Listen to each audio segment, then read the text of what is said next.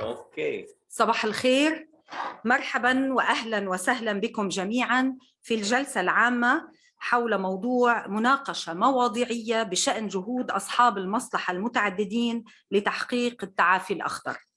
اسمحوا لي بداية ببعض النقاط التنظيمية.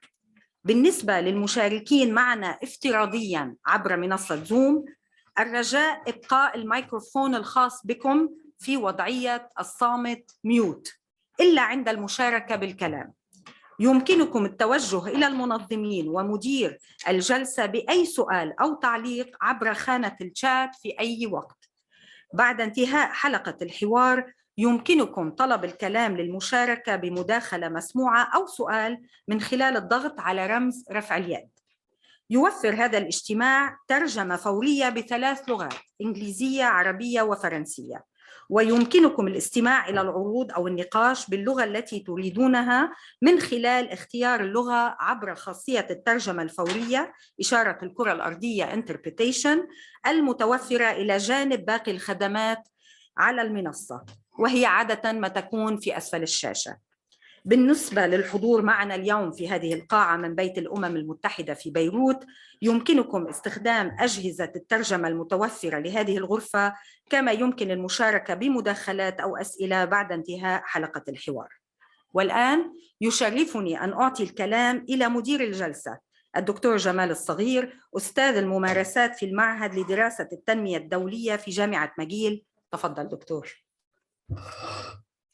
صباح الخير جميعا. رح بلش احكي بالانجليزي، بس الجلسه بتكون بالعربي، بالانجليزي، بالفرنسي، مثل بدكم.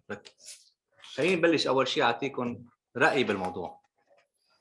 In the aftermath of COVID-19, governments around the world have deployed extraordinary policy measures to save lives and protect people's livelihood. And given the gravity of this crisis, significant further effort will be needed, especially during the recovery phase. But if this recovery is to be sustainable, if our region is to become more resilient, we must do everything to promote a green recovery. In other words, taking measure how to fight the climate crisis is not just a nice to have, it's a must have if we are to live in a better world for our children. So what can government do? Let me highlight, in my opinion, 2 main priorities. First, we need to use public support wisely. Therefore, when government provide financial lifetime to carbon-intensive companies, they should mandate commitment to reduce carbon emission. And government need to prioritize investment in green technology, clean transport, sustainable agriculture, and climate resilience. Second, we need to promote green finance. We need to continue the emphasis on using green bonds, another form of sustainable finance. And in light of the extended use of government guarantees, part of them can be deployed to mobilize private finance for green investment. And financial firms have to be mandated to better disclose climate risk in their lending and investment portfolio. And more broadly, we need to find better ways of pricing climate risk. In this context, what do we need to do here? We need to reshape our economy and our society. It will reshape our future growth. And coming out of one crisis, the COVID crisis, need not to preclude to getting into another one. We have one coming now, which is a major recession, could be perceived as a crisis. It will also reshape our future growth. And combining one crisis will be important to bridge to a more resilient future. In this context, the objective of these sessions are to establish the merit of a green recovery for the Arab region, present the policy option for green recovery, to elicit direction from donors, and we will focus on السياسات الخضراء، البنية التحتية الخضراء، الفرص الخضراء، والتمويل الأخضر. I have the honor to moderate this panel with esteemed colleague, and let me start by asking our colleague Ms. Shada Al-Sharif, Senior Advisor, Prime Minister, Delivery Office in the Kingdom of Jordan, her opinion on 2 points. First, how did the COVID pandemic policy framework for green growth in Jordan? What can the Arab learn from the experience of Jordan? How can countries in the Arab region leverage climate change, mitigation, adaptation as a driver for job creation and sustainable development? Madam Sharif, you have the floor. You have 8 minutes. Thank you so much, Dr. Jamal, and my regards to ESQA and all the organizers of this very important event. Sending you all my warm greetings from Jordan. So, Doctor, thank you for your first question on how COVID-19 impacted the policy framework in Jordan. To be honest, Jordan already had quite an ambitious green growth and climate change policy framework even pre-COVID. This included the National Green Growth Plan, which was launched in 2017, which was the first of its kind in the region at the time. And it contained a roadmap of opportunities for green economic transition in key sectors. When we say green, in Jordan's context, we're talking about economic growth that is both environmentally sustainable and socially inclusive. Jordan was, that was the first point, is that pre-COVID, Jordan already had a pretty ambitious green growth program. It was one of the first countries actually to launch a climate change policy back in 2013 and a climate change bylaw in 2019.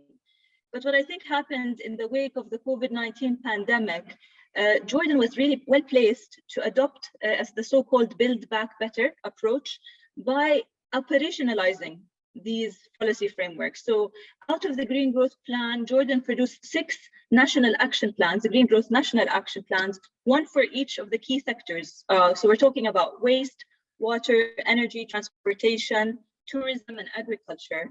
And I think the renewed focus because of COVID on water, energy, food security prompted us in Jordan and added to the urgency of a green economic recovery. I think another important factor was the momentum leading up to COP26, where Jordan actually issued its updated NDCs in October of last year, increasing its ambition to reduce greenhouse gas emissions by 31% by 2030, and including an updated list of climate actions and financing needs. I think important to remember that the work in Jordan is not only happening at the national level, but also at the city level, where Greater Amman municipality also last year launched a Green City Action Plan and a Climate Action Plan with a focus on adaptation and mitigation in the urban development sector. And other actually municipalities outside of Amman prepared so-called CCAPs or Sustainable Energy and Climate Action Plans. So while the Ministry of Environment actively worked on all of these issues, I actually had the pleasure to support the Ministry of Planning in mainstreaming climate change and green economy in other planning frameworks for Jordan, so such as the 5-year economic reform matrix, and the work I'm currently doing in my hat at the Prime Ministry to update Jordan's economic priorities program. So the issue is green recovery issues are moving away, not just from the Ministry of Environment, but actually integrating with planning and other financing frameworks. So I think that answers hopefully your first question. Regarding what can Arab region learn from the experience in Jordan, I think the importance of a regulatory policy framework is key. For example, Jordan's renewable energy law of 2012 was the cornerstone for the deployment of a renewable energy market 10 years ago, and all the FDI that came into Jordan as a result. Jordan's experience with power purchase agreements paved the way to exchange experience with Egypt and UAE at the time as they embarked on their own plans. Similarly, I think the climate change bylaw of 2019 allowed Jordan to create a national climate change committee. This is a kind of institutional mechanism that I think can be shared and perhaps replicated in other countries in the region. I think it's also important to bear in mind that we're not just talking about regulatory policy frameworks, but a lot of these things have translated into projects on the ground. For example, if you come to Amman, you will be able to see a first-of-a-kind waste-to-energy plant, which is resulting in 40% savings of the electricity bill of Greater Amman municipality. You will also be able to see a most energy-efficient wastewater treatment plant, a Simra, solar and wind projects that are now more than 10% of our energy mix, 30,000 electric vehicles in the roads, and a vibrant ecotourism sector. So I would say Jordan has also successfully attracted climate finance. We keep hearing that the Arab region has not really gotten its fair share of climate finance, and that remains to be true. But I think there is room for experience sharing on unlocking, for example, funding from the Green Climate Fund. Other countries in the region have done this as well. Jordan recently received a $33 million US dollar agriculture project through the GCF. But also, it's the important role of national financing vehicles. In a previous hat, I was a director of the Environment Fund at the ministry.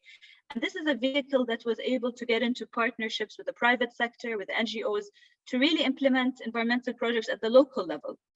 So Jordan is also, as you mentioned, Dr. Jamal, considering innovative financing tools such as debt for nature swaps, green bonds, and looking now after COP26 at, how can we bring market mechanisms back to life? So I think Jordan can share lessons with the region on the regulatory policy framework, on its partnership structures, on the actual projects that can serve as pilots to be replicated in Jordan and at the regional level. I think it's very important to bear in mind that any inclusive growth strategy has to be tailored to every country's specific circumstances, be it on their institutional capacity, their sources of finance, and their own specific socio-economic and environmental challenges. In terms of the last question, I think, on how... unfortunately, your 8 minutes are gone. So I will give you, but I will take the privilege to give you 50 seconds. Thank you, sir. Thank you, sir. So on parting remarks, I will just say that, as we all know, climate and SDG agenda is a challenging one, but I think it's a big opportunity for a country like Jordan with unemployment soaring post-COVID. We believe here, and we're already taking steps, that applying a climate and SDG lens in our national planning and financing frameworks is something that will unlock economic opportunities. It will increase the country's resilience. So I think this agenda is an opportunity for Jordan, but also an opportunity for regional cooperation, specifically when I talk about interconnection on renewable energy and interconnection on our grids, as well as the water, energy, food nexus, where our countries can complement one another through our relative competitive advantage. Okay. Thank you very much. Many thanks, Shada, for giving us pretty good framework of discussion. I will come back to you during the overall discussion on specific issue, but I'm going to give you the highlights so you can prepare if you want yourself. I would love to hear much more when we have the discussion about the water business, which is water for green. Water has always been a challenging issue since my time working on Jordan. The wastewater agenda in particular in the context of the green recovery. I would love to hear much more about the debt sustainability versus issuing any green bond.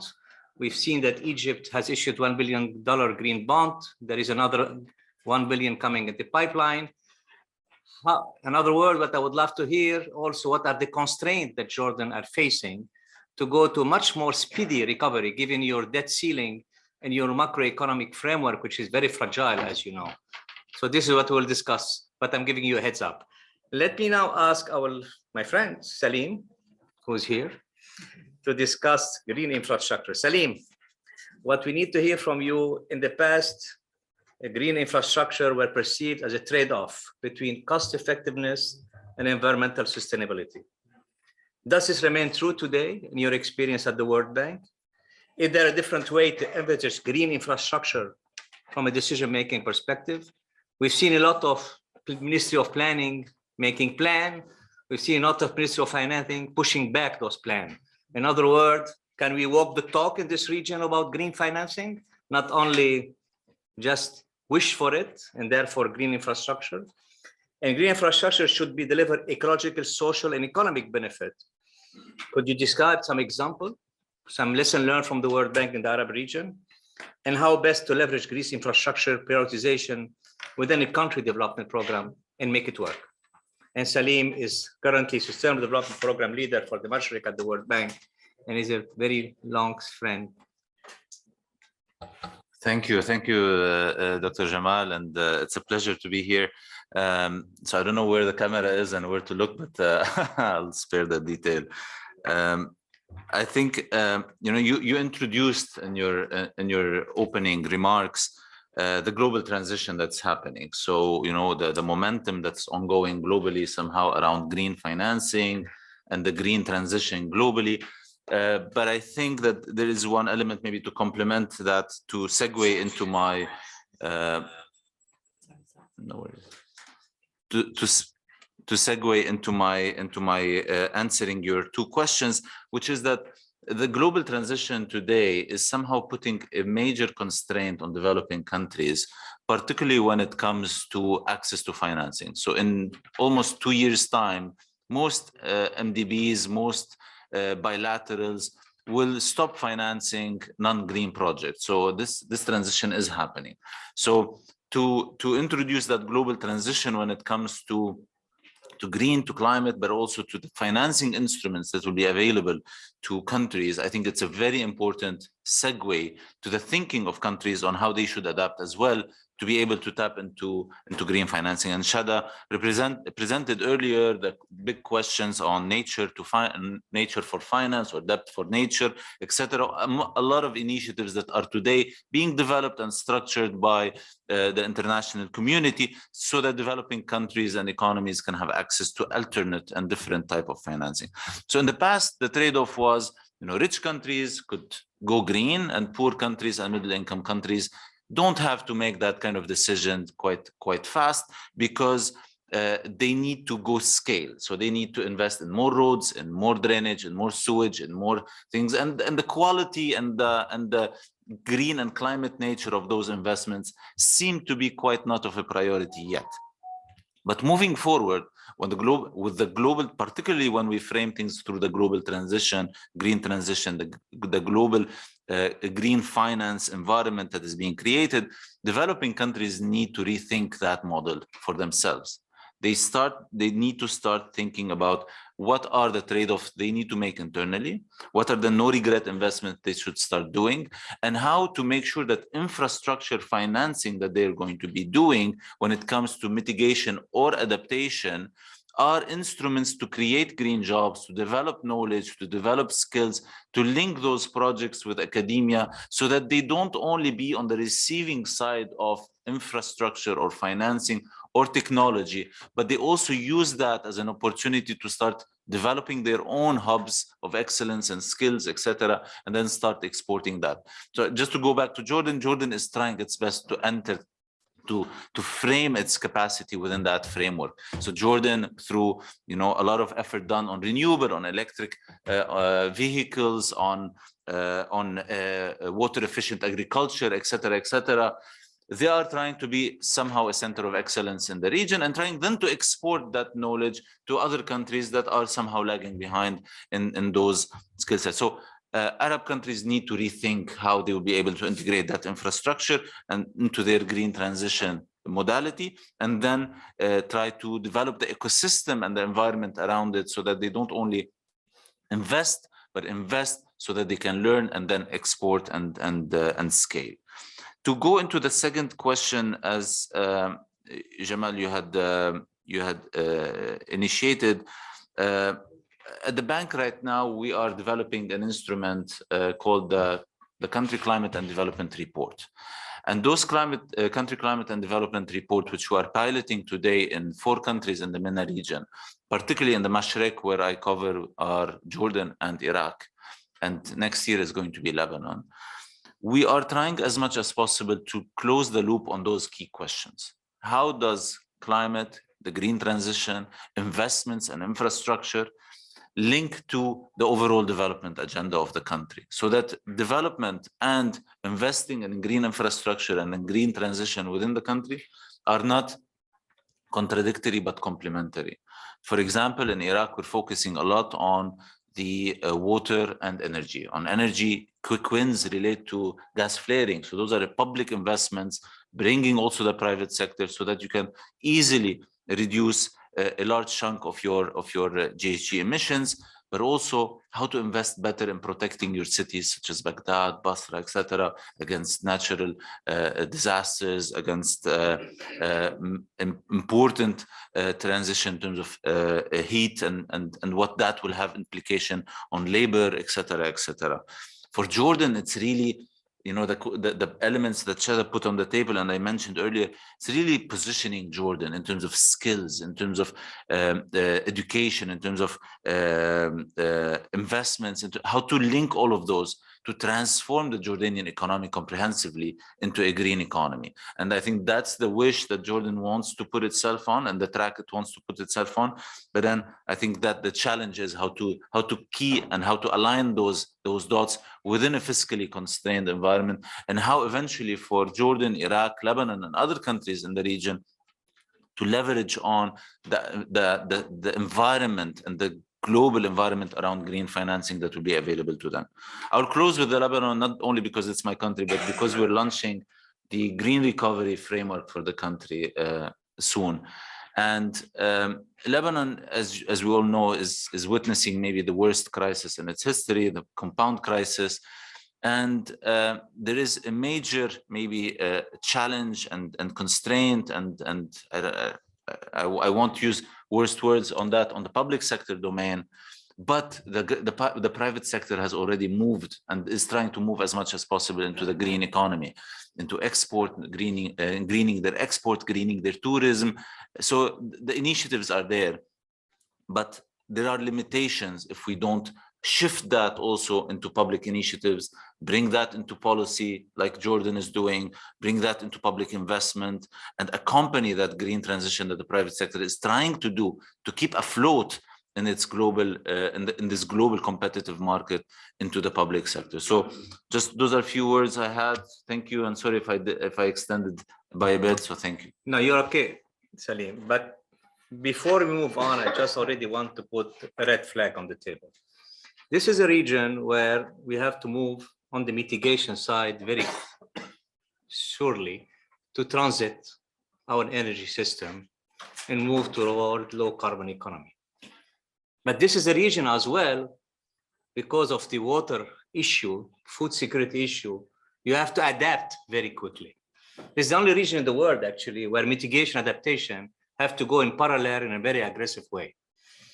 And by the way, they're not going neither here, neither there. We can talk about it because this is not convincing argument. What I would love to hear is on the ground on Monday morning, what are people doing exactly to transit toward low carbon economy, toward better water and energy efficiency?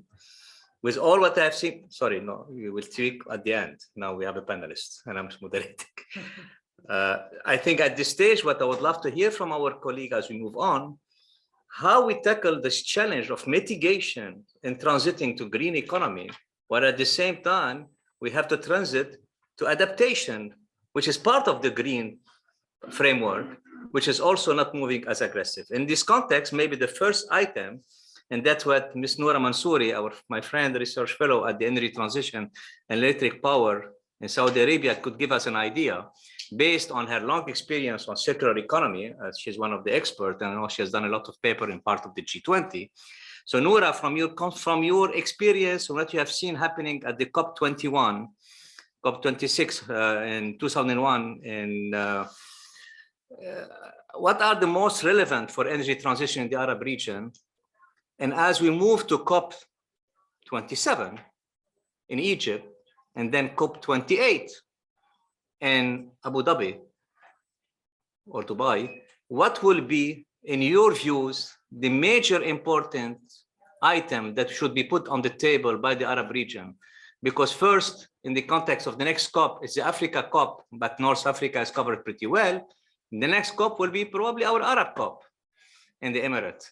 And if we miss that opportunity on the COP to have a good negotiation package, we may have to wait a long time. So in your experience, who have been living the G20 experience as well, what have you seen, what could be? And what could be the technology that could allow us to have that transition? And how do we ensure that countries at different level of development can go in this transition? What happened in Saudi Arabia is different from what happened in Libya, what's happening in Morocco, what's happening in other parts of the Gulf. So from your observation as a fellow, what's your views on the issue? Thank you. Thank you very much, Dr. Jamal. It's a pleasure for me to be here. So I'd like to thank the the invitees, the UN ESCWA for the invitation. So to tackle the question and also your profound statement early on, Dr. Jamal, just to zoom out a little bit, of course, COP26 came at an important time. What added to that importance is that in 2020, as you all know, the world was hit with COVID-19 and it canceled many of the important, let's say, environmental conferences, including COP26. But at the same time, we had the G20 as a multilateralism, effective multilateralism that sort of filled the gap. And in 2020, more specifically, during the Saudi presidency, Saudi succeeded in introducing the circular carbon economy, which was endorsed by all the G20 countries. But before talking about the CCE, let me answer your first question, which is what are the outcomes from COP26? We all went, I mean, I was there in Glasgow and there was a lot of excitement around finishing the Paris Agreement rulebook, finishing the outstanding issues that were really outstanding for years. And also because of the COVID, now that we're back, people were very excited to raise the ambition even further. And there was always this resistance by developing countries, including the Arab League and the GCC and Saudi Arabia negotiating on their behalves. So just to summarize very quickly, the outcomes that are deemed important for us is that, of course, in the covered decisions, for the very first time formally recognizing that climate change will be much lower at 1.5 degrees Celsius. And this is really the first time that it is formally endorsed in a COP document. So the word resolve that was used in the covered decision indicate an operative mechanism that will really exert pressure on countries to pursue efforts to reduce warming to 1.5, and then indicating that this needs to happen, reducing CO2 by 45% by 2030 and net zero by 2050. So this is quite important for our region. And then, of course, the famous phasing out, but crossing that and making it more flexible to phasing down unabated coal. So this is also phasing down on inefficient fossil fuel subsidies. This, of course, exerts pressure, especially on oil-producing countries like Saudi Arabia and the GCC. But thankfully, there was a qualifier added in the covered decision, so maintaining or providing support and subsidies for developing countries such as the Arab world. And so maintaining equity, common but differentiated responsibility, and international cooperations. So these are the three sort of things that we need to hold on to and continue to push in the agenda in COP27 in Egypt, as well as in COP28 in the UAE. Another outcome that was important is the carbon markets. As I said, in COP26, we finally finalized the Paris Agreement rulebook, including the carbon markets, where there was an agreement to include non-CO2 metric, as well as have a free market to exchange emission reduction unit, and an agreement to carry over all of the CDM project, which is the Clean Development Mechanism in the past. And this was important to a lot of African states, including Arab countries. Another outcome under transparency is an agreement to ensure flexibility in the reporting. And that was something that the Arab League has been pushing for, Saudi Arabia as well, and developing countries or like-minded developing countries in general, due to the cost that is associated with this reporting, as some of these tables cost up to $1 million. And so if you have consistent reporting, this is not quite possible for developing countries and less developed countries. So there was an agreement to ensure flexibility, and more specifically for oil producing countries and Saudi Arabia and the GCC, is to have simple tables to track the progress of the NDCs, or the National Determined Contributions, and inserting a decision text to protect the confidential information of oil companies, hydrocarbon companies, the petrochemical companies. And this is particularly important for countries in our region that have a single actor in these sectors. So if you have a single actor in the oil sector and a single actor in the petrochemical sector, you cannot really provide this confidential information. So that was a huge win as well. In terms of common timeframes, very quickly, reporting every 5 years for all countries, developed and developing. Encouragement also, the word was used, encouragement. So there is no shall or should. This also was on like a win for our region. And in terms of response measures, there was an agreement to submit inputs to the global stocktake. This is important because, especially your question, Dr. Jamal, on mitigation and adaptation. So in our region, the economic diversification leads to mitigation. So this was ensured in this outcome of COP26. And then climate finance was doubled. This is always good for developing countries. And finally, the adaptation fund, ensuring accessibility to all the developing countries.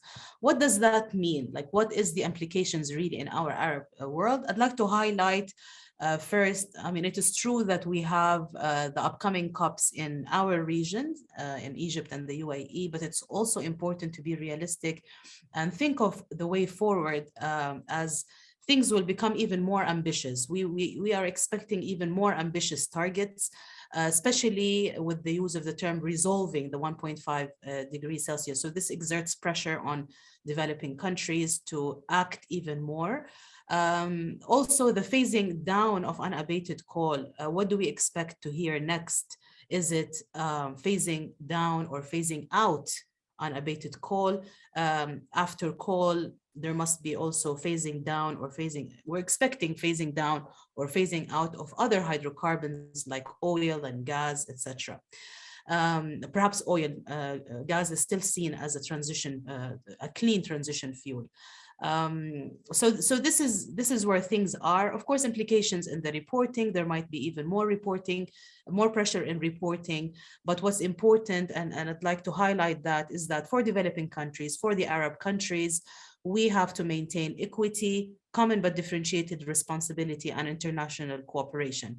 And especially for developing countries, like-minded developing countries as well, is to ask for finance and human capacity development, technology development for any mitigation effort by developing countries.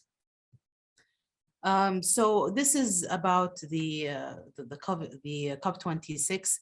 I can highlight more about the circular carbon economy. You have to go a bit quickly to the second question. Yes, so the circular carbon economy, as I was mentioned, was proposed by Saudi Arabia and endorsed by all the G20 countries. And the importance of CCE really is that it allows the national circumstances, it allows for the national circumstances, and it gives options for all the countries to choose any energy technology. So it shifts the discussion from talking about the energy sources, whether it's fossil fuels or others, to managing the emissions. And there are many technologies that can be utilized for such a transition. The circular carbon economy is built on 4 main pathways: reduce, reuse, recycle, and remove. Under reduce, we have renewable energy, energy efficiency, nuclear energy. Under reuse and recycle is looking at the CO2 and not solely as a negative externality, but as an important feedstock for the industry, such as synthetic fuels, fertilizers and urea, methanols and chemicals, polymers, concrete. So using the CO2 as an important feedstock, and then also looking at it as a win-win, such as the CO2 enhanced oil recovery, using CO2 enhanced water recovery as well. And then you have the remove, the natural sinks, such as, afforestation, soil, direct air capture. And on the natural sinks, Saudi Arabia has also announced the Middle East Green Initiative and the Saudi Green Initiative to plant 40 billion trees across the region, as well as 10 billion trees across Saudi Arabia. And this is one of the important initiatives that Saudi Arabia has succeeded in doing. Thank you. Thank you, Nora. You gave us a very good picture about what's happened at COP26, the prospect for COP27, the technology breakthrough, some of the idea that will be pushed in the region. And I do hope we can scale up and speed up. which brings me now to another set of opportunities. And I would like to ask Ms. Hajar Kamalishi to give us her perspective as an entrepreneur. Being an entrepreneur is already being challenging by definition. Now, work in a green environment as an entrepreneur and integrating the gender lens into a green recovery will be another challenge. So what I would like to hear from Ms. Hajar, what's your perspective on this issue? How you see this constraint? How things could move quicker? What kind of coalition this Arab region should do? What kind of lesson learned should we bring South-South? I think there are a lot of lesson learned we can learn from Brazil, from China, from Indonesia, and somehow all the lesson learned go across the Arab world. They never get here on time or in the right place or with the right people. What kind of entrepreneurship ideas that you can put on the table to bridge the gap that we have seen happening in this region? Floor is yours. Thank you. شكرا دكتور جمال. حقيقة هناك فرص وتحديات رئيسية يواجهها رواد المشاريع الخضراء في المنطقة العربية. على المستوى الإقليمي ينشط رواد المشاريع الخضراء في مجموعة من القطاعات الاقتصادية وأهمها كفاءة الموارد، بالخصوص إدارة نفايات المستدام بنسبة 25%، تليها الطاقة المتجددة بنسبة 21%، ثم الغذاء المستدام بنسبة 16%، وتليها بنسب منخفضة أكثر مشاريع حول بناء المستدام والسياحة البيئية أو الإيكوتوريزم. لذلك يمثل رواد المشاريع الخضراء فرصة مهمة لجلب الابتكارات المستدامة إلى قلب الاقتصاد مثل بلدان المنطقة العربية. ومن هذا المنظور تحتاج الشركة الناشئة الخضراء إلى الدعم في شكل سياسات عامة، وأيضا المزيج الصحيح من آلية التمويل لتحقيق إمكاناتها. بالإضافة إلى ذلك يبدو أن التمويل هو القضية الرئيسية التي تواجه المشاريع الخضراء في العالم العربي، كما عبر عنها ثلث المستجيبين في استطلاع نشر عبر بوابة سويتشرز عام 2017. يمكن أن يكون مستوى المعرفة المالية لأصحاب المشاريع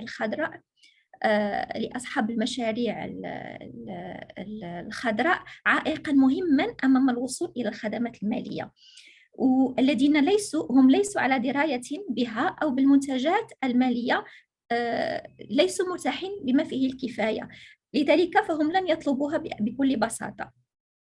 هناك نقص ملحوظ في دعم السياسات لأصحاب المشاريع الخضراء كما هو الحال في معظم بلدان إقليم الشرق الأوسط وشمال إفريقيا، وتظل جوانب السياسية لريادة الأعمال الخضراء جديدة نسبياً، ولا تزال أدوار جميع اللاعبين في النظام الاقتصادي والحكومة متأخراً. علاوة على ذلك هناك مفاهيم خاطئة حول خصائص رواد الأعمال وخاصة رواد المشاريع الخضراء، مما يعيق زيادة تطوير النظام الاقتصادي والبيئي الخاص بالمجتمع. مثلا يحتل المغرب المرتبة الأولى في منطقة الشرق الأوسط شمال إفريقيا وفقا لمؤشر المستقبل الأخضر لسنة 2020 الذي وضعه فريق MIT لقياس تقدم والتزام 76 دولة بتعزيز اقتصاد منخفض الكربون، حيث اتخذت الحكومة خطوات في شكل تقديم حوافز للاستثمار في الشركات الناشئة ومركزية المعلومات لخدمة رواد الأعمال بشكل أفضل. ومع ذلك لا توجد معرفة واسعة النطاق بهذه الجهود وسط المجتمع. وهناك فرص جديدة لرواد الأعمال للنمو، ولكن البيئة الداعمة الشاملة تحتاج إلى تدخل أكثر استهدافاً لتمكين وصول رواد الأعمال الشباب من الشباب والنساء إلى السوق. وعلى وجه التحديد السياسات والموارد المواتية وثقافة ريادة الأعمال المرنة لتشجيع النمو المستقبلي. ووفقاً لرواد المشاريع الشابة المستجوبين تشمل القيود المختلفة التي تضاعف زخم ريادة الأعمال في العالم العربي ما يلي: الوصول إلى التمويل، حيث كان الافتقار إلى الموارد المائية عقبة رئيسية، لا سيما أنهم لم يتمكنوا من إثبات لمحيطهم أن مشاريعهم تنطوي على إمكانات للتأثير الاقتصادي، وبالتالي العثور على مستثمر مهتم. التحدي الآخر هو التعقيد في تلبية متطلبات والوثائق اللازمة للوصول لهذه منتجات الدعم المالي. إمكانية الوصول إلى السوق هو جانب جد مهم ومن أكبر العقبات، حيث أن ليس هناك سوق وافر لرواد المشاريع الخضراء بالخصوص. لقد وجدوا عموما أن سوق البلدان العربية على الصعيد المحلي صغير ويصعب الوصول إليه، والحجم والطلب غير مواتيين لممارسة الأعمال التجارية. ويتفق الخبراء ورواد الأعمال على أن السوق والعطاءات العامة لا يمكن الوصول إليها فعليا.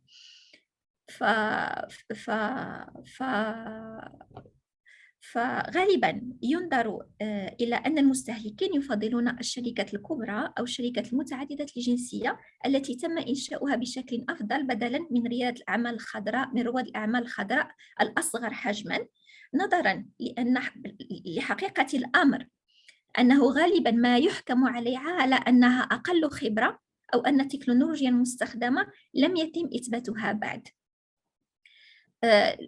من بين الحواجز أو التحديات تحدي الثقافة، غالبا ما يكون هناك تصور ثقافي سلبي يتعلق بوضع نشاط تجاري خاص أو رائد أعمال، وغالبا ما ينظر إليه على أنه استثمار عالي المخاطر بدلا من شغل وظيفة تقليدية في الحكومة أو شركة متعددة الجنسية تستحق التعليم الذي تم تلقيه. وسلط الأشخاص الذين تمت مقابلتهم الضوء على هذا التحدي ووجدوا صعوبة في إثبات قيمة مشاريعهم ونجاحهم لعائلتهم وداخل مجتمعاتهم.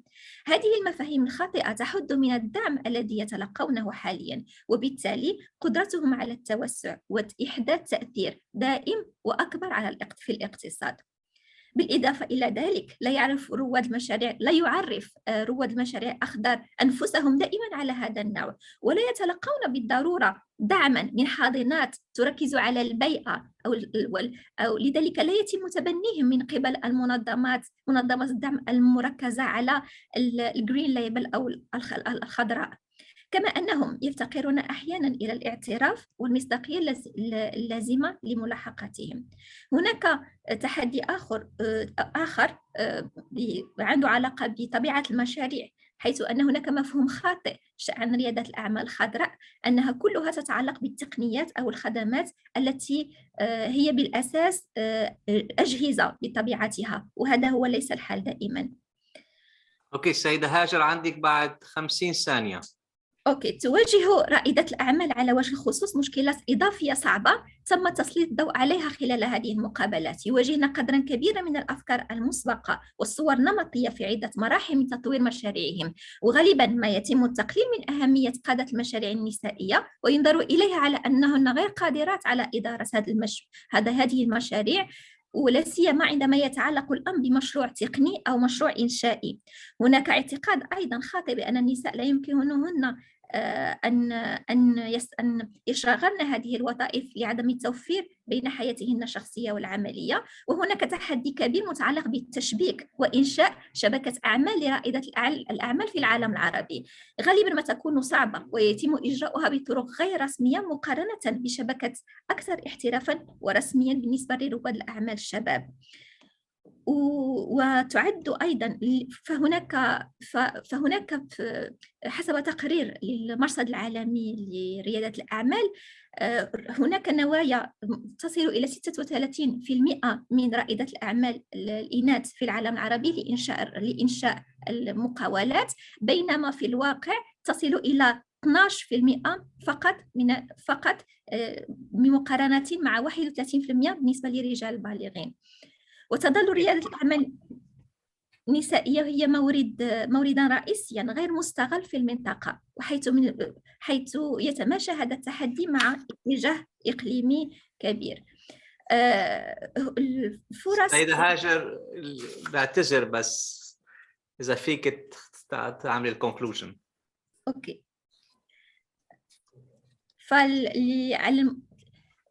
كتوصيات على المستوى الاجتماعي يمكن تمكين وصول أكبر للشباب ورائدة الأعمال إلى السوق، وتحديدا السياسات المواتية والموارد وثقافة ريادة الأعمال المرنة لتشجيع المستقبل النمو. ويمكن أن تكون هذه السياسات أكثر شمولا عبر توفير منصات للموردين والمقاولين وتمكينهم من الولوج إلى مناقصات عامة عبر إدراج indicators أو لإدراجهم في المناقصات العامة وتمكينهم من الولوج إلى الأسواق بطريقة أكثر سلاسة مقارنة مع الشركات الكبيرة والدولية.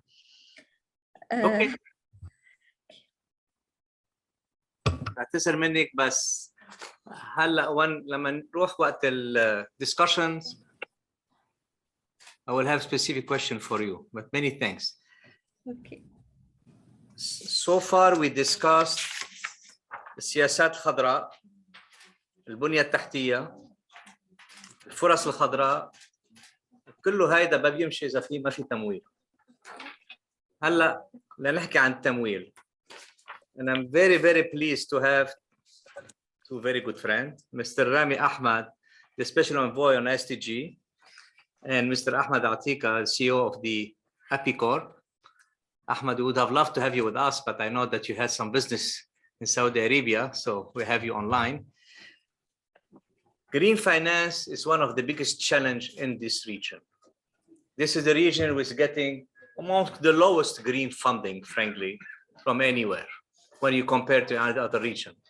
Probably with sub-Saharan Africa and this region are getting the lowest percentage. Whatever from the Green Fund, whatever from the Sustainable Fund. And this is due to different issues. First, we don't have a lot of instruments. When we are lucky, we hear about green bonds. We were very happy to see Egypt, as I said earlier, issuing one. The others have difficulties to go in this direction. We rarely hear about climate risk insurance. We rarely hear about liquidity fund.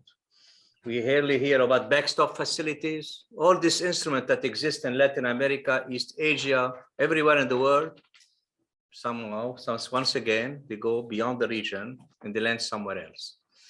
So the first question for both of you, I'm going to ask with Rami, and then Ahmad probably will build on the argument.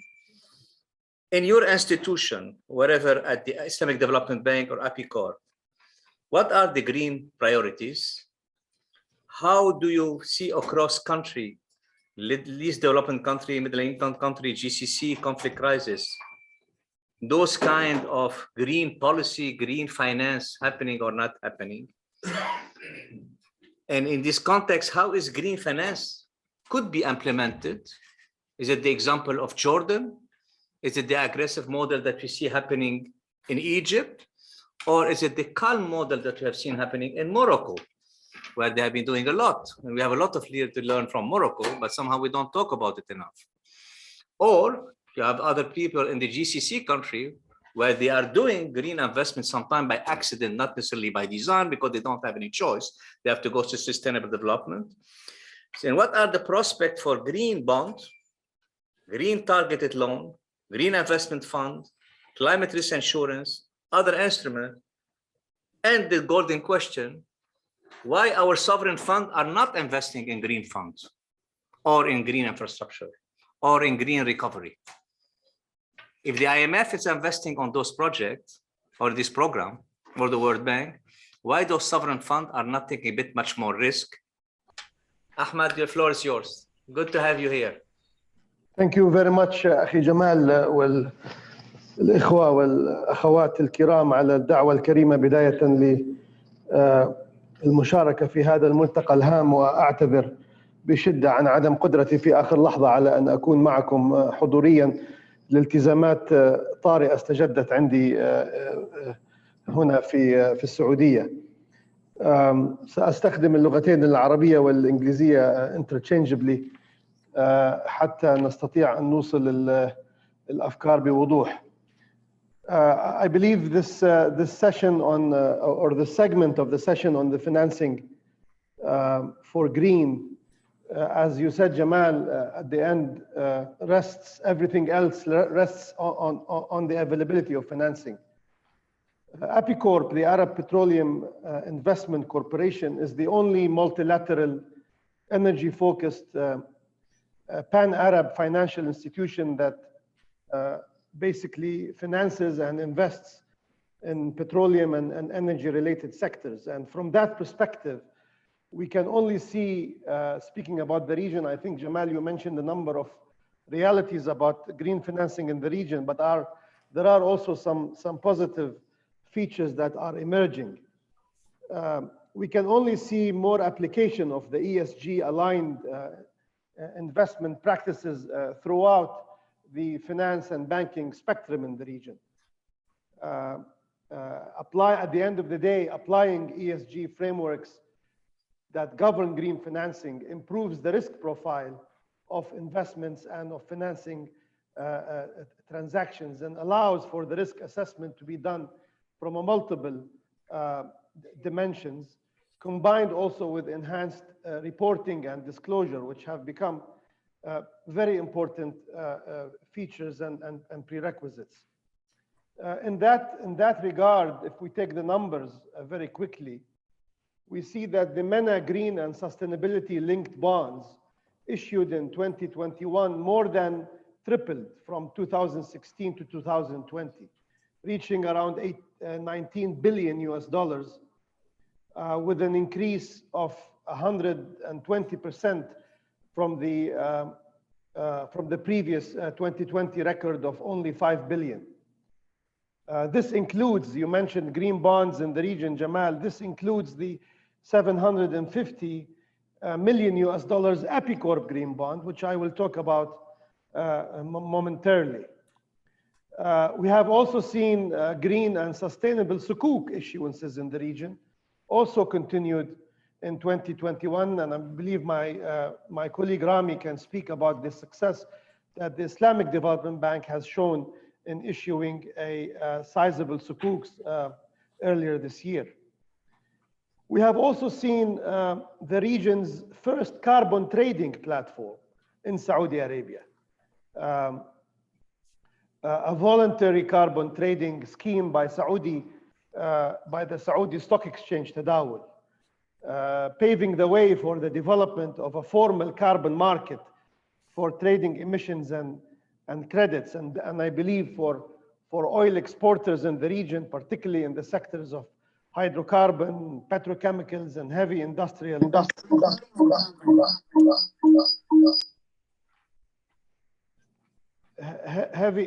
producers. I think a carbon trading platforms to offset part of their emissions are innovative and new products in the market.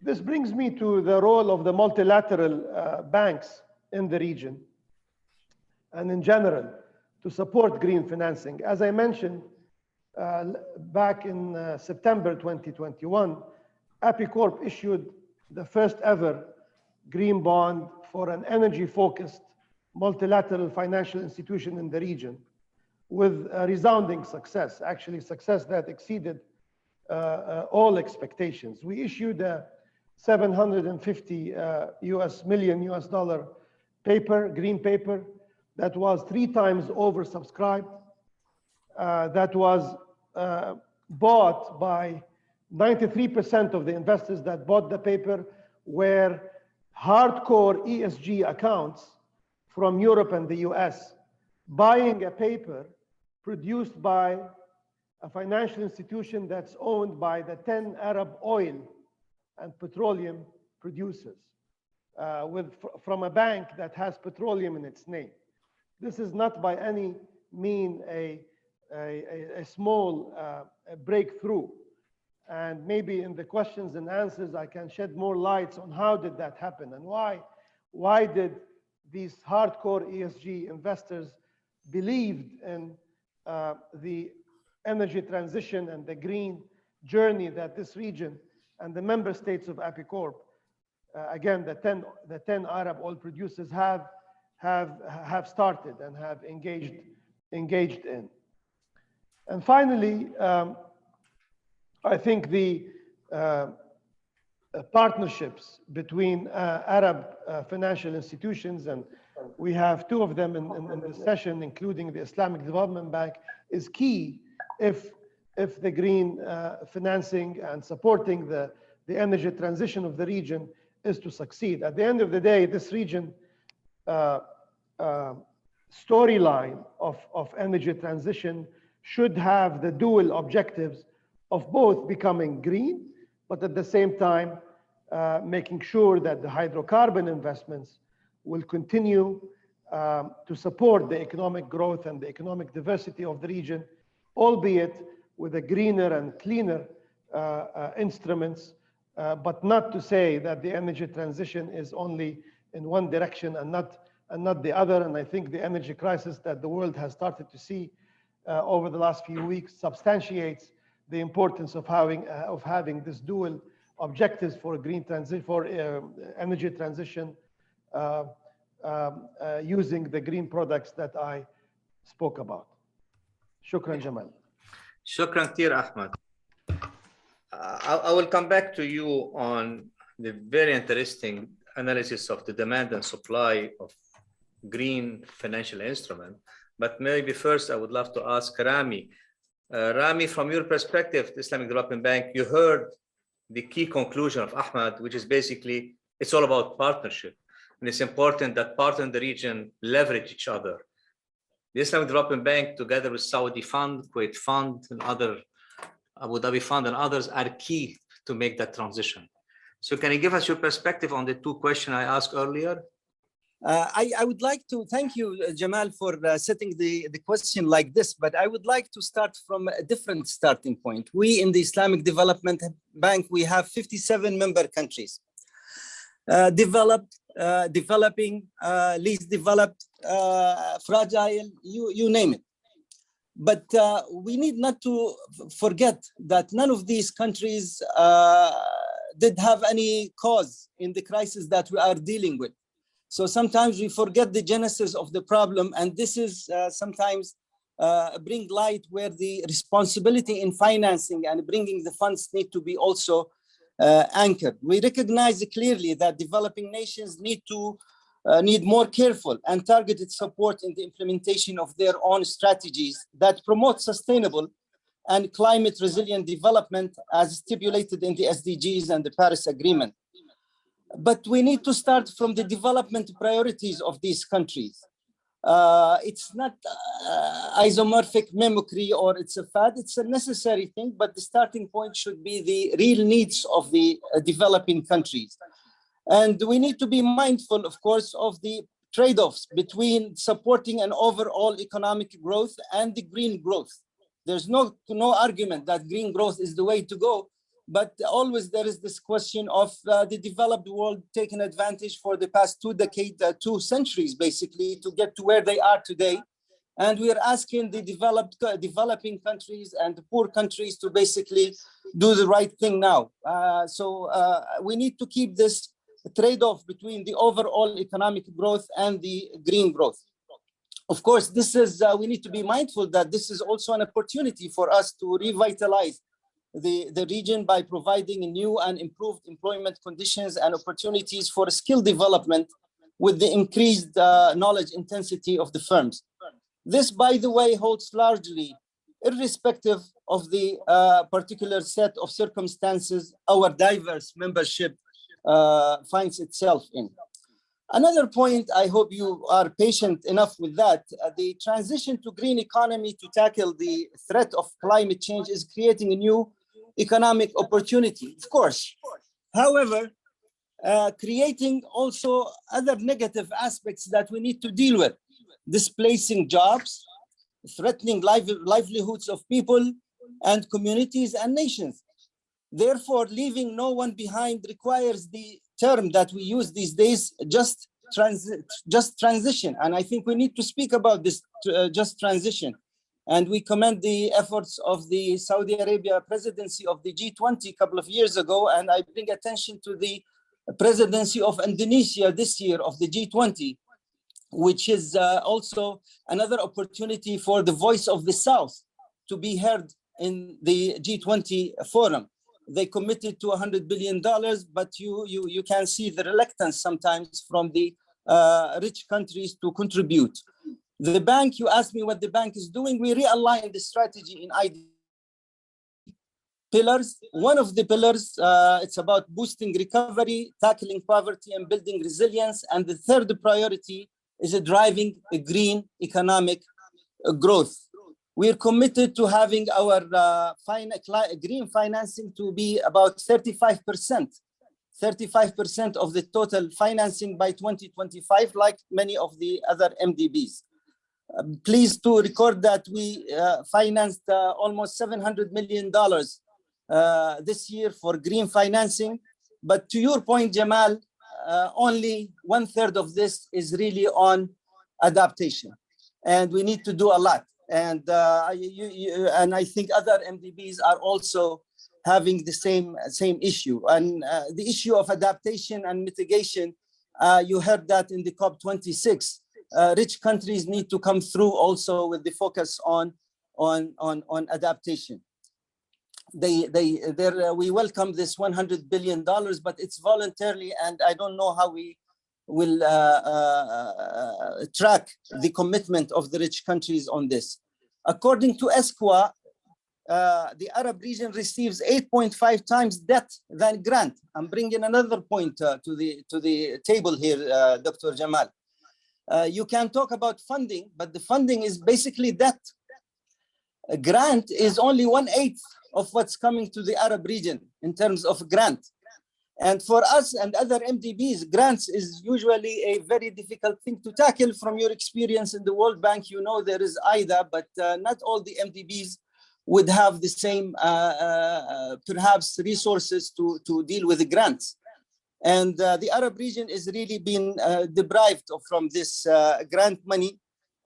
Only 6 Arab LDCs, least developed member countries, are getting less than 5% of this total commitment to the region.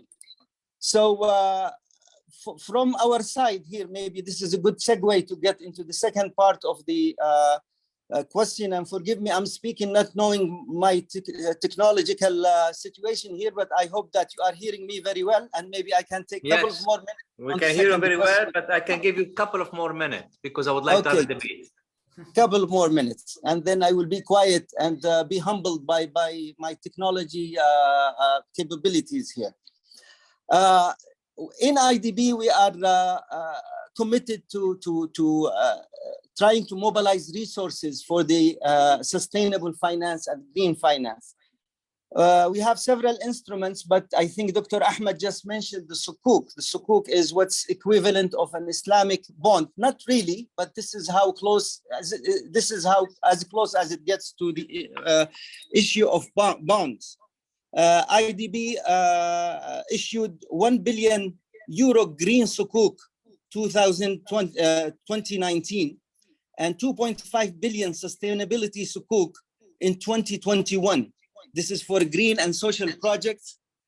This is the largest of its kind, by the way, in terms of sukuk. Our experience, you asked about the Arab region, Jamal, our experience has led us to believe that there is both an incentive and a market for sukuk of such niche nature on sustainability in the Arab world. There is no dearth of that. The key is to identify the right kind of projects and then reach out to the right investors. And investors are hungry for such elements. So maybe this is a good point to also talk about sukuk as part of the Islamic financial products. It's asset-backed, it's risk-sharing, it's ethical modalities, and this is all in line with the ESG consideration under the SDGs. Total finance assets is about $35 trillion in the world. 1/3 of this is counted as sustainable finance or sustainable investments. The potential for global Islamic finance assets is anticipated to be about $4.3 trillion by 2025. Hence, the sustainable Islamic finance assets could reach about 1 trillion in the next few years. Much of it is driven by the Arab world, by the way. Much of it is driven by the Arab investors. So to conclude, I think the green sukuk, the green Islamic finance issues are very important. We need to think of the long-term strategies to support the member countries in the just transition. We cannot just look the other way and just mimic what the others are saying in the north or in the west. We need to emphasize the issue of just transition and be careful with the social and economic impacts. And finally, MDBs should really walk the talk, adopting the green financing and prioritizing the greener investments. But these green assets need to be better utilized to back up the issuance of a green sukuk to sustain the momentum of this virtuous cycle, basically. Just as an Islamic development bank, I just like to bring the attention that given the global acceptance and the enhanced robustness, we call for considering asset-based Islamic finance modalities among the other potential tools available for the development community. So this is just an additional instrument, especially for the Arab region, not to be ignored given the appetite of the investors. And this is not in my notes, Jamal, but you provoked me with the wealth, sovereign wealth engagement.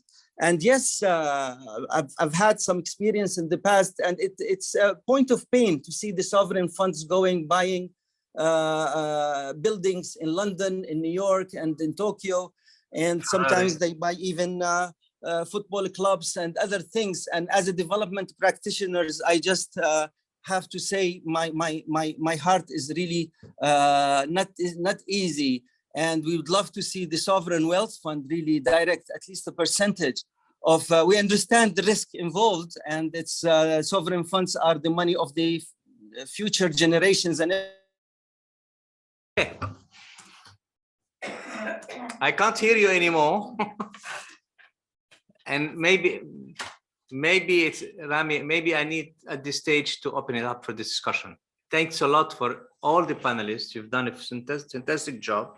I will not summarize at this stage because I would like to open it up. However, what I'm hearing today is that we have some form of policy, like in Jordan or Egypt, going on the right direction. What we hear is that some entrepreneurs are trying hard. However, multinationals are taking much of the room, and therefore they are not able to complete properly.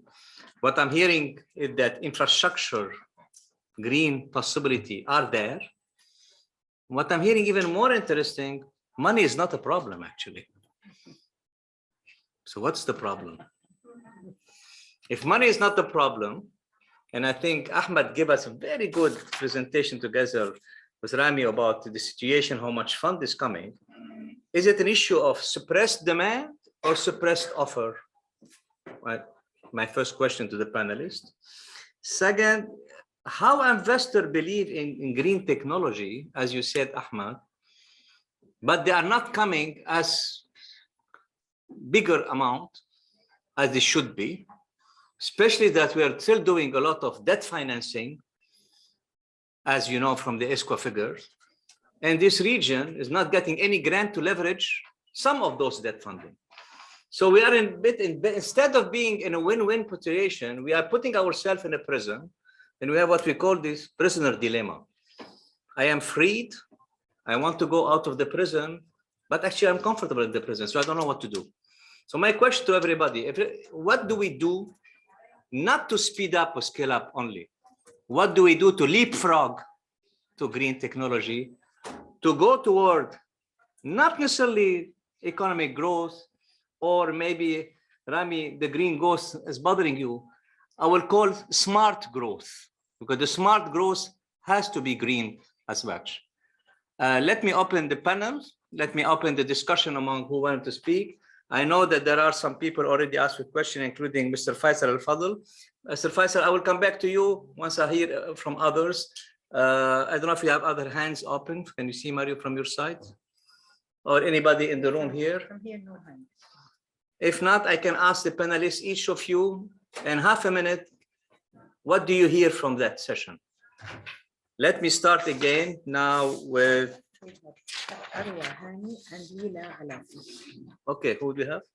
Arwa Hani and Leela. Arwa, do you have a question or comment? Thank you for giving me the floor. So the International Federation of Medical Student Association recognizes and appreciates the important point mentioned in this discussion. As a representative of 1.3 medical students from all over the globe, my question would be focusing more on health and recognizing that climate crisis is a health crisis that requires multidisciplinary action in terms of mitigation, resilience, and efforts that aim to building sustainable systems. Given that the health sector is a significant contributor to the greenhouse emissions globally, contributing to as much as 25% of the total public sector emissions, as well as pollutants such as toxic chemicals. How can these ideas mentioned in this discussion be adapted into building sustainable and resilient health systems? I hope the question was clear, and thank you. That's the question. Thank you.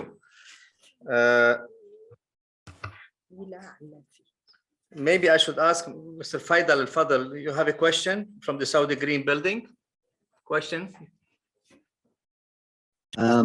Yes, first of all, thank you so much for giving the chance for the intervention.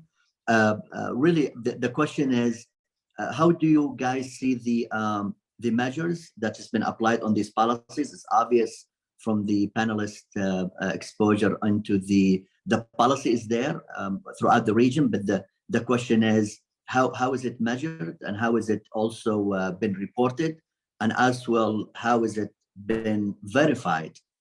We know the policies has been already, the leadership have put it in place, but how has it really been applied locally? Thank you for. This is a very good question. I like it very much. Basically, we have in this region a tendency to produce the best policy. Then we put them on the shelf, we forget about them, then we start rewriting them again, and then we forget that we've done it. So how do we walk the talk, in other words? Any other question before I open the discussion? Lila, question? بداية السيدات والسادة الكرام لحضراتكم جميعا تحية مني أنا دكتورة ليلى اللافي رئيسة وحدة دعم وتمكين المرأة بالمجلس الرئاسي دولة ليبيا ورئيس فريق الهدف الخامس بلجنة التنمية المستدامة في دولة ليبيا.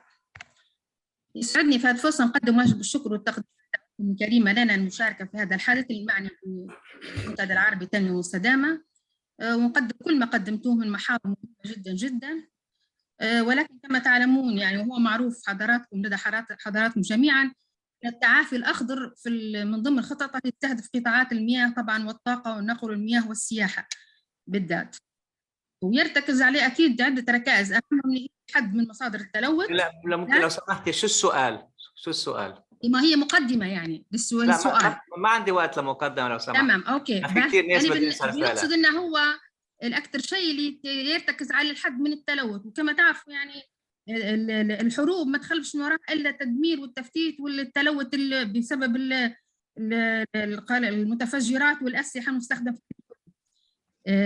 سؤالي هل يمكن أن نضع مبادئ محددة أو خطة ذات خصوصية أو سياسات وتدابير معينة أو حتى أولويات لتحقيق التعافي الأخضر في الدول التي شهدت حروبا ونزاعات حالة عدم الاستقرار وتعاني من مخلفات الحروب والألغام؟ مشكورين جدا. أوكي شكرا. دكتورة سلوى محمد علي. آخر واحد بعدين بدي أسأل بدي أفتح الديبيت. دكتورة سلوى. دكتور محمد علي. دكتورة سلوى محمد علي. دكتور سلوى محمد علي. ايوه صباح سؤال لو سمحتي. صباح الخير الاول. صباح الخير. مش هتقدر ترد علي. صباح الخير.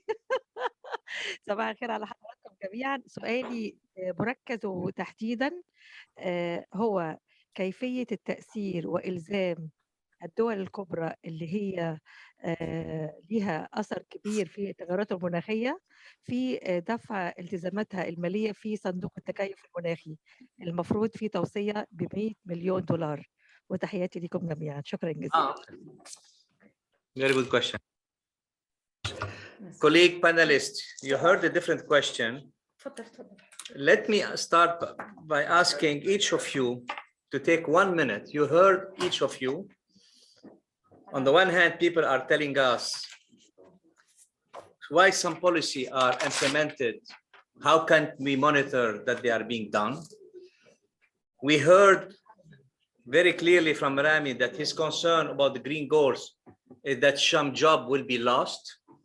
And therefore, my question back to you, why we don't talk about climate job? Why we have to talk about displacing job? For instance, ILO right now has defined adaptation job, which is a very interesting concept on which I'm working on it personally with the Global Center on Adaptation. And why this region is not going with adaptation job, instead of saying we are just proving job. Ahmad, we need to hear more from you about the investor who believe in the green transition.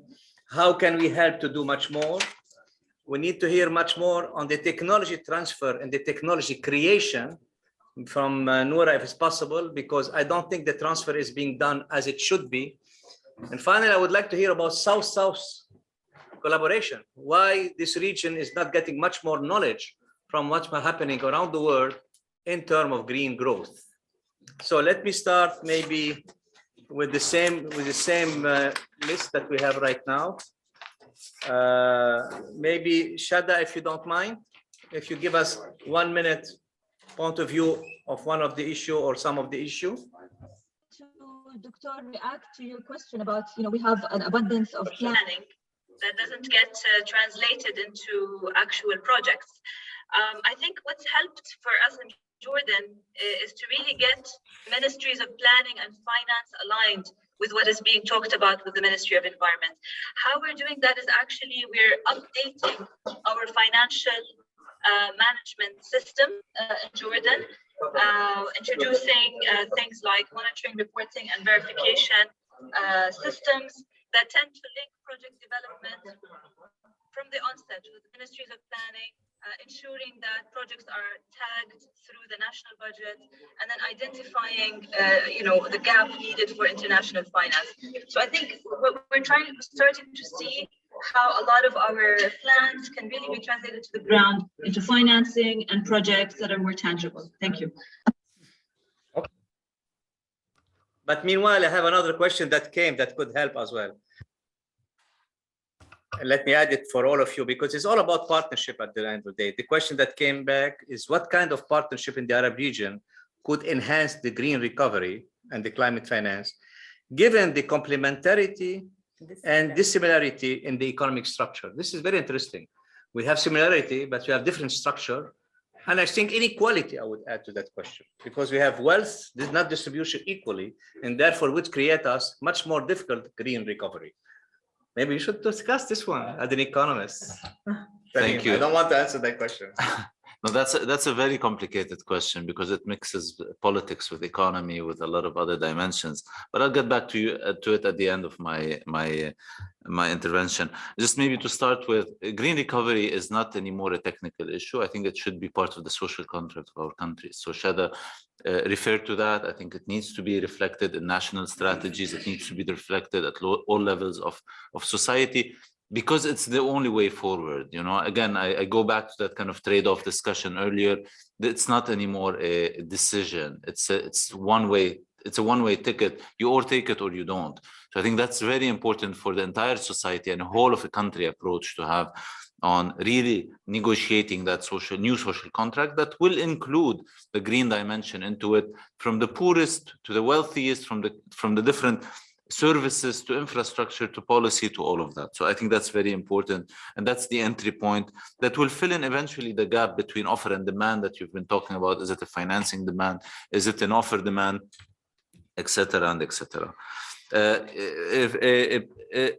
I think we had a question also in terms of conflict. I think every country today is going through a shock of some kind, and every country today has the opportunity to eventually rise from those shocks in a green manner. So is it conflict, fragility, political, economic, COVID, financial, whatever the shock is, there are pathways eventually to transition into that green recovery. It will be more challenging for some than others. Some will have access to grants, others will have access to credit and debt, as has been highlighted earlier.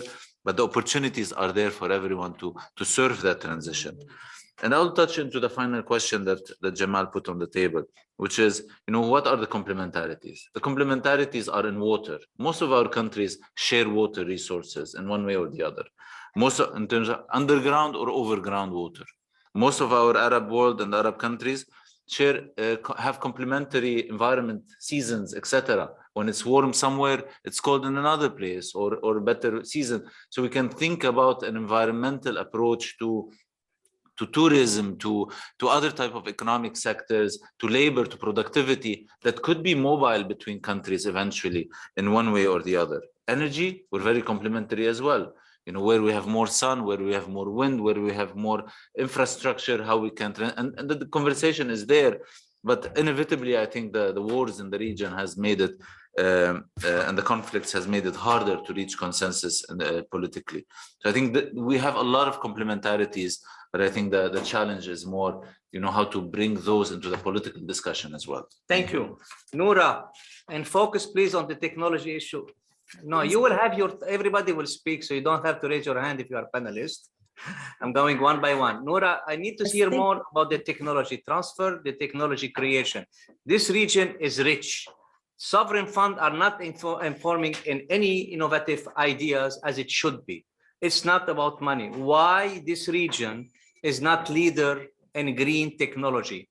Why we are not able to take the solar desalination that you are doing in Saudi Arabia and create it there rather than importing that technology? Why we are not moving the third generation of desalination of water and not continue to import the technology and being stuck by property rights? How do you explain that, again, prisoner dilemma, where I think we can have innovation, we have entrepreneur, we have creativity, we have funding, as our colleague from APCO said. What is the issue? Yes, thank you, Dr. Jamal. So for sure, there is a great potential and golden opportunity for regional cooperation and collaboration, specifically in technology development. You know, Saudi Arabia is leading the way, perhaps in solar desalination, in the largest one in Khafji plant.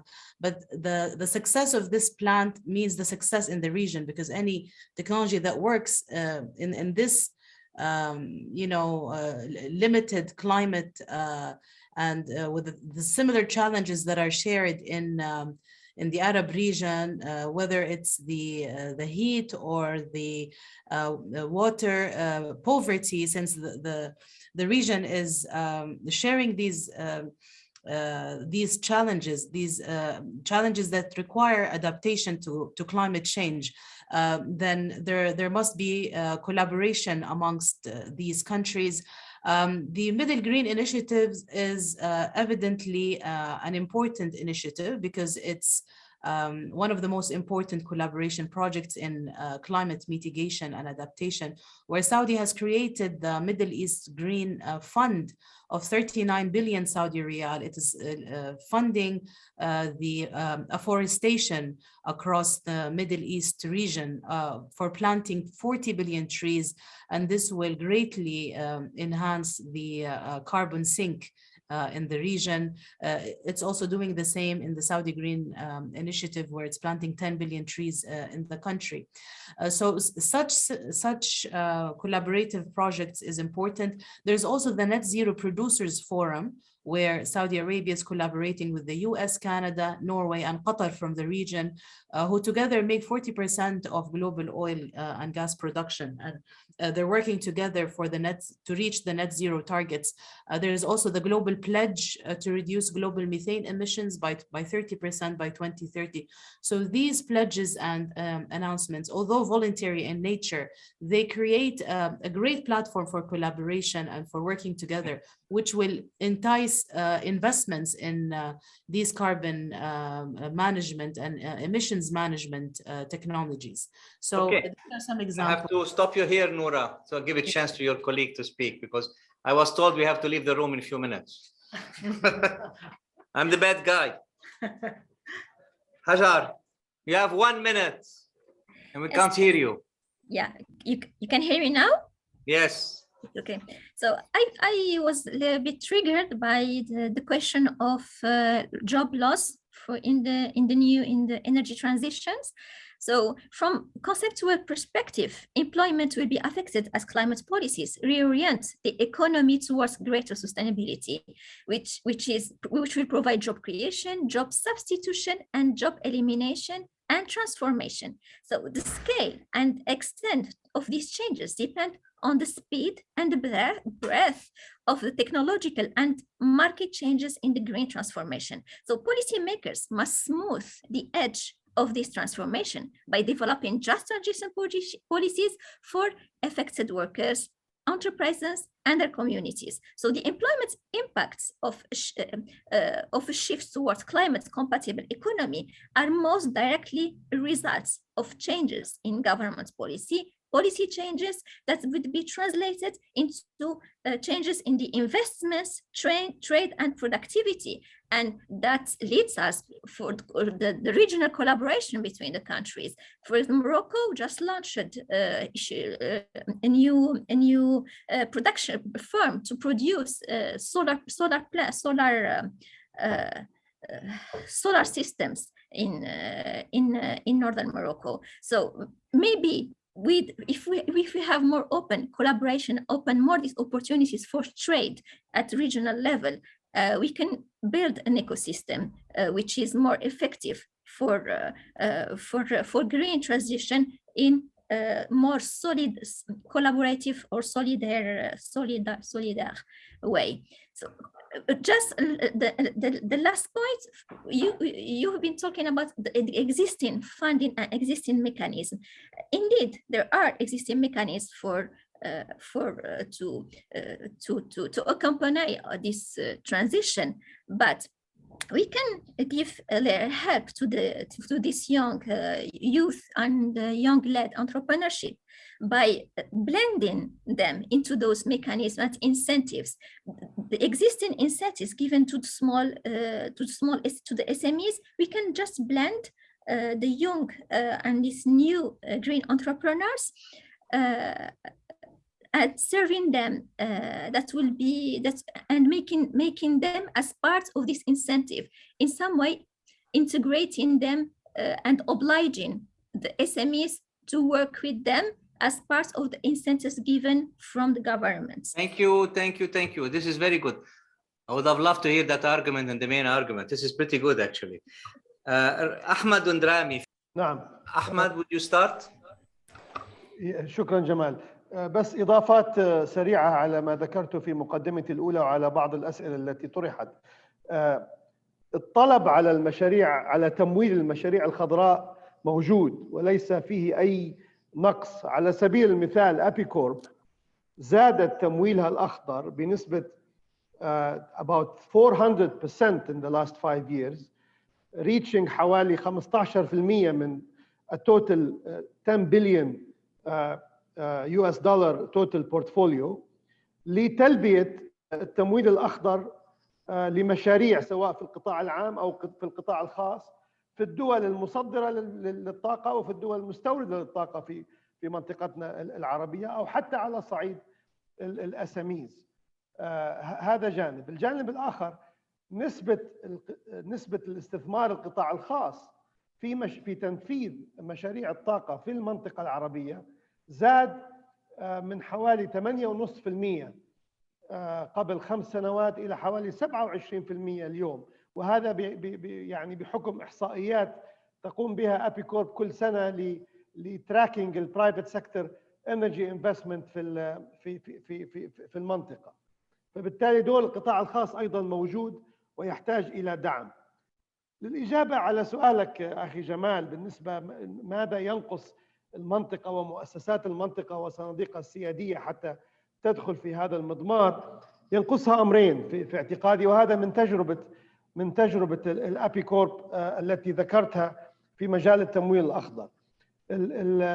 الأمر الأول هو الإيمان بأنه ليس هناك تعارض بين الربحية وتحقيق أرباح وبين دعم مشاريع فيها sustainability وفيها الجانب الاستدامة وجانب النمو الأخضر. ليس هناك تعارض بين الاثنين والأمثلة كثيرة على ذلك. الصناديق السيادية العربية لا زالت لم تصل إلى هذا الفهم وإلى هذه القناعة. الأمر الثاني أو الشرط الثاني هو التحضير المهم، التحضير اللازم حتى يمكن لهذه المؤسسات أن تصدر سندات خضراء أو ما شابه من الأدوات الاستثمارية الخضراء. حتى تنجح أبيكورب في إصدارها الأخضر الذي ذكرت بعض تفاصيله، كان لابد علينا أن نحضر الإطار الذي يحكم هذا التمويل سواء في موضوع الاس اي جي او في موضوع الريبورتنج او في موضوع الديسكلوجر، لان المستثمرين الذين اشتروا ورقه ابيكورب لابد لهم ان يطمئنوا بان عوائد استثمارهم سوف توضع في المكان الصحيح. هناك ايضا تقييم ريتنج حصلنا عليه بالنسبه للاكسبكتد امباكت اوف اور جرين فاينانسنج قبل ان نذهب الى الاسواق، وهذا الذي ادى، وكانت يعني ريتنج عالي، وهذا الذي ادى الى الطلب الكبير على ورقه ابيكورب كما ذكرت. اخر نقطه هي الشراكه. لابد للمؤسسات التمويليه العربيه ان تدخل في استراتيجيه شراكه في هذا الجانب. على سبيل المثال قمنا مع البنك الاسلامي للتنميه، والاخ رامي موجود، بانشاء صندوق قبل حوالي شهرين، صندوق of $1 billion مليار دولار امريكي لدعم مشاريع البنيه التحتيه في مجال خاصه في قطاع الطاقه، حتى ندخل كل هذه العناصر المطلوبه على التمويل، وفي نفس الوقت mobilizing additional funding من بقيه المؤسسات التمويليه والبنوك الاستثماريه والتجاريه في هذا الجانب. فالشراكه مطلوبه، ومن غيرها سوف تكون النتائج متواضعه. اشكرك اخي جمال. شكرا كثير. Thank you very much. In the interest of time, thank you, Jamal, for your dynamic moderation of this. I agree with Dr. Ahmed from ABICORB مع السيد سليم من البنك الدولي والسيدة هاجر كذلك أدرس النقاط اللي حبيت إني أقولها. لكن just to conclude, I think the issue of just transition is very important to be on the agenda all the time as we devise policies. The issues of jobs need to be also on the agenda of the education policies in our countries in the Arab region. It's nice to say there will be new type of jobs and innovative, but are these things reflected in the educational policies, in the vocational training, in the higher education? This aspect, I think, need to be also finding its way to the educational policy making in our member countries. But I agree with the former speakers, and thank you very much for this opportunity. اوكي جمال أيت محامي المندوبية السامية للتخطيط بالمملكة المغربية. سأعطيكم نظرة موجزة عن التعافي الأخضر بالمغرب، حيث ترتكز رؤية المغرب فيما يخص مكافحة التغير المناخي على جعل سكنته وترابه وحضارته أكثر مقاومة وقدرة على التصدي لآثار التغير المناخي، مع ضمان الانتقال السريع إلى الاقتصاد أخضر منخفض الكربون، وذلك من خلال اعتماد مجموعة من السياسات. فعلى المستوى الاستراتيجي وضع المغرب مخططه الوطني للمناخ، بالإضافة إلى مساهمته في وضع مخطط الوطني 2020-2030 وفقا لأحكام والتزامات اتفاق باريس، كما يتضمن المخطط الوطني الاستراتيجي للتكيف إجراءات ذات أولوية للتكيف في القطاعات والأنظمة البيئية الأكثر تأثرا بالتغير المناخي، مثلا في مجال التكيف، ثم في مجال تخفيف من انبعاثات غازات الاحتباس الحراري. في مجال تخفيف من انبعاثات غازات الاحتباس الحراري رفعت المملكة المغربية من طموح مساهمتها باستهداف تخفيف إجمالي الانبعاثات غازات الدفيئة يصل إلى 45.5% بحلول سنة 2030، بما في ذلك هدف غير مشروط بالدعم الدولي بنسبة 18.3% مقارنة بالسيناريو الأساسي، والذي يتوافق مع تغيير في الانبعاثات وفقا للمسار الطبيعي للأعمال. ويعتمد سيناريو التخفيف المؤدي إلى الهدف الرئيسي على 61 مشروع، منها 34 مشروعا غير مشروط و27 مشروعا مشروطا بالتمويل الدولي. على مستوى التمويل والاستثمار، تقدر التكلفة الإجمالية لإجراءات تخفيف المدرجة في المساهمة المحددة وطنيا بحوالي 39 مليار دولار أمريكي، منها 21.5 مليار ضمن المشاريع المشروطة. ويتطلب تنفيذ المساهمة المحددة وطنيا استثمارات كبيرة تتجاوز الإمكانيات المالية لفاعل واحد، بل تستوجب تضافر الجهود بين الحكومة والقطاع الخاص والمؤسسات المالية الدولية، بما في ذلك الآليات المالية الجديدة للمناخ وخاصة الصندوق الأخضر. فقط بالنسبة لمسألة تحلية المياه، تبذل المغرب جهود لتعزيز تعبئة المياه غير التقليدية، ولا سيما تحلية مياه البحر، تصفية مياه الشرب المشبعة بالمعادن، وإعادة استخدام المياه العادمة المعالجة. وتبلغ الطاقة الإنتاجية الإجمالية الحالية لمحطات تحلية مياه البحر 156,470 متر مكعب في اليوم، من خلال 6 محطات لتوفير احتياجات مياه الشرب ومحطتين لتلبيه الاحتياجات الصناعيه لمجموعه المكتب الشريف للفوسفات بطاقه 26.4 مليون متر مكعب في السنه. وشكرا. بارك الله فيك. Try to put this together and try to find some conclusion. First of all, this was very exciting as usual. I would like to start thanking my colleague Mona and Esqua for the opportunity to have this panel. Mario for a very well done job organizing all of us, putting us on that table. I think we did fine. Colleague Salim and others have joined us. This is my take. First of all, if I look at key barriers that we are facing here, we have high level of exposure and vulnerability to climate change in this region. We have no choice but to tackle it because of the regional characteristic, freshwater scarcity, aridity, increased urbanization, poverty, fragility, conflict. This is what we call the perfect storm all coming together.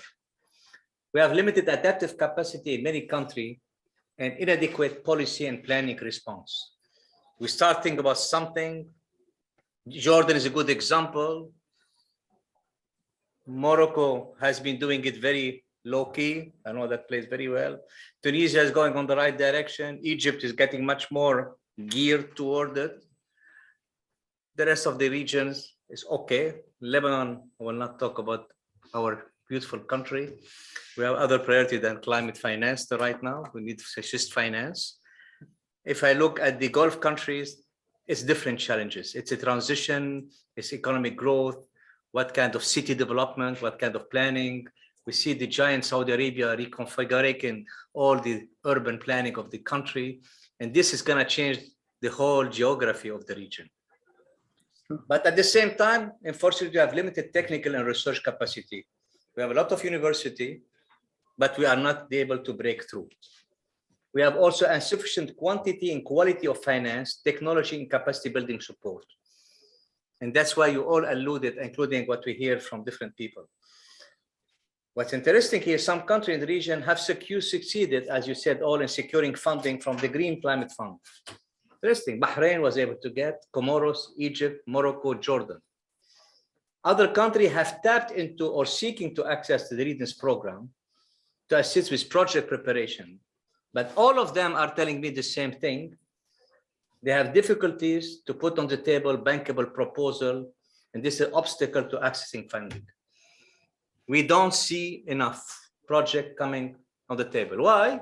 Because come back to the first concern, inadequate planning, inadequate pipeline, inadequate project preparation, and traditional approach that we have been going. So this is what I call the key barrier that we moved on. But what I think we have to think about it also is that in the last year with the post-COVID, a lot of the regions have changed completely their approach. And what's very interesting, the IMF also, as a main player, has been playing an important role to help us in this recovery. They have been putting fiscal policy incentive schemes. Our region is not necessarily profiting of any of them. They are working on financial sector policy, including insurance schemes. They are scaling up on the debt swap to climate. Thank God here we have seen Jordan moving in that direction thanks to the work of Esqua and the team that is of Jordan. I think Tunisia will be next, Egypt. We can see some of those debt swap happening. The green bond, I think I agree with you, Ahmad. It's going on the right direction, but I haven't seen enough on liquidity facility, financial caution or backstop facility that the IMF is pushing to design. We have issue of regulation and disclosure, which is still an issue for all of us. So these are the constraints and also what's happening.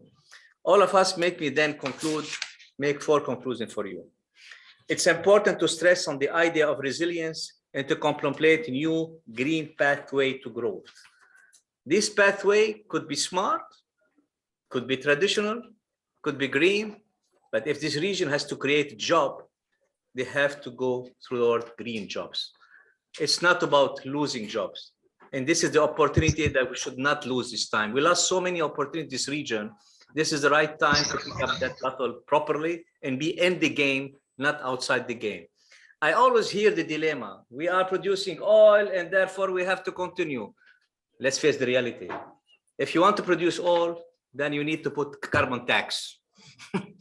You cannot have it both ways. We cannot have at the same time continue business as usual and pretend we're doing green growth.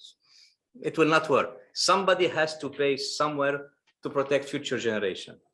We need urgent need to think about recovery, one of the three key elements of dependency, because nearly 80% of the global recovery spending are either not considering environmental dimension right now or any green around the world. So we're talking post-COVID recovery, but in reality, this is not reflected properly in the macroeconomic framework. The region here is even higher. If you look at any budget that went to any government in the last 18 months, few of them are putting green recovery in the center.